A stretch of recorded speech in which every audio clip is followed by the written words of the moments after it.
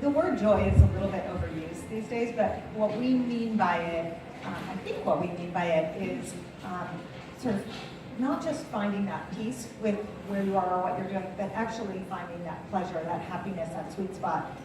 And so in the work sense of joy, I think for me, I have learned personally the joy of reinvention.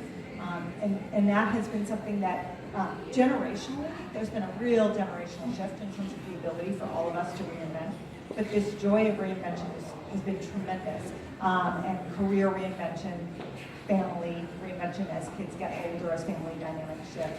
I think it's important to recognize that medically speaking, when we don't allow ourselves to feel joy or we don't seek joy, we're actually not as healthy as we can be. There's a very clear physical connection between joy and health, and there's a very clear physical connection between lack of joy and lack of health. And those two things run separately. They sound very similar, but they're actually quite different. So if you look at data on happiness and how people's body function when they're happy versus unhappy, there's a real physical connection between happiness and health. Which is a few years ago, I was teaching a group about meditation and talking about balance.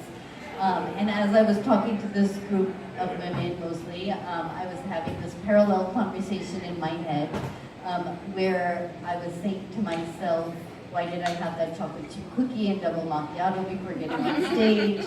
I need to go pick up the dry cleaning, get the dog a bath, send a note to my investors. And so I was telling all these people about, the benefits of meditation, of being present, and I was having a complete meltdown, thinking about all the things I had to do. In fact, Dee knows me from those days. And so I remember standing on stage and kind of having this back and forth, and then pausing, taking a deep breath, recognizing what was happening both physically but mentally, and then deciding to ask the audience to close their eyes and meditate so I could deal with my melodrama by myself. And it's a great tip.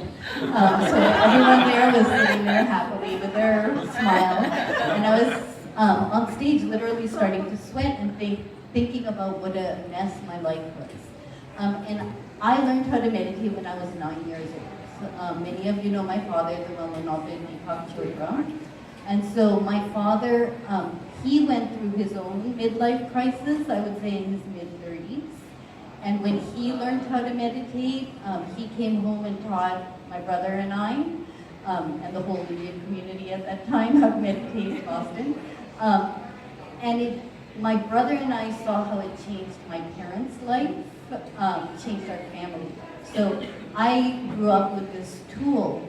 However, as life got busy, I didn't have time for that tool. I didn't have time for the exercise. I didn't have time for as much sleep as I wanted. I had time to surf on Facebook and look at other people's lives, but I didn't have time for my meditation and things like that. And so my book, Living with Intent, is really about kind of going back to these practices of one self-care. And in there, I really talk a lot about a balance wheel, and that balance wheel to kind of check in with yourself in a very honest and authentic way on your physical health. So that is, are you sleeping enough? Are you eating well? Do you have enough energy? Are you moving enough? But also on these other aspects of your life. Do I feel financially secure? Do I like what I do every day? Do I have intellectual stimulation? Do I laugh? Do I feel connected to some sense of higher purpose? And so when I talk about joy as well, it really is thinking about who am I? What do I want? And by want, I mean, what are the experiences and the feelings I want in my life? So I was taught as a young child to think about my intentions. Intentions are very different from goals. We are in a very goal-oriented society. Many of you are very successful at achieving your goals.